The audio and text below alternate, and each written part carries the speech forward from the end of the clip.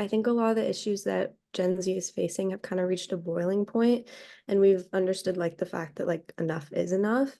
So we definitely feel the pressure to, go into like careers or work with nonprofits and advocacy because we know that like that can make a difference even if we're not in a huge like position of power. So, from my experience, there's a monumental disconnect between the reality of nonprofits and the reality of funders. There's really a canyon in between. It's a dark, deep, lonely canyon.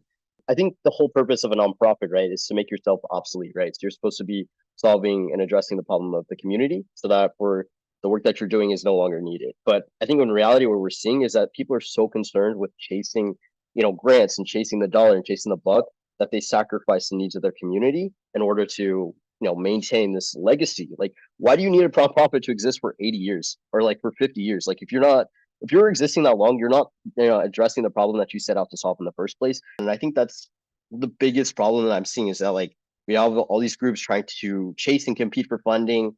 The funding doesn't match, or like the parameters of the funding or deliverables don't match what we actually need in our communities. And it's just that huge disconnect where it's not making sense. I would say that a lot of Gen Z feels like a moral obligation to fight for these issues, but also not just a moral obligation, like a literal necessity of life. So I think from like the understanding like Generation Z and millennials in the workplace, there's absolutely going to be a lot of conflict um, because there's vast differences in understanding. I think specifically around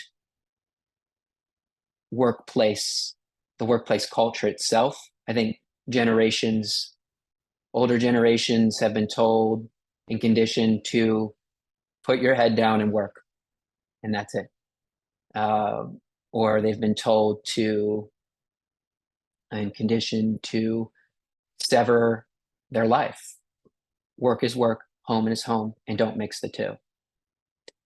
And that isn't the reality, I think, of many what Gen Z and millennial workers are looking for or wanting, especially in the workplace. And so I think like if the nonprofit sector, is serious about making space for a new generation of leaders to come in and to actually lead, then let them lead. Like listen to your employees. I don't care if they're fucking interns or lower than you or whatever. Like I think we really need to challenge these hierarchies that haven't worked for us. Like, let the younger generation come in and challenge all of these structures because that's what we do. Like for generations throughout all time, every single revolution or whatever has been led by young people. So let us, revolutionize the nonprofit structure. Let us revolutionize philanthropy. Many of the folks who read the Chronicle of Philanthropy are in those positions of leadership and authority, but many of them also want to invest in the next generation. Anthony, how can they be most helpful for you in your journey? Yes, I love this question. It's my favorite question. So what I would say to anyone listening is we desperately, desperately need to see nonprofit workers and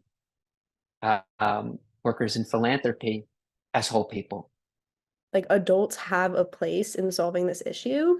It may not be like the one where they're speaking all the time or where they're telling us like what solutions are going to be applicable as if they would know, but it's like really taking a supporting role and helping us out. And whether that's, showing up to like our actions, whether that's supporting our groups like financially or showing up.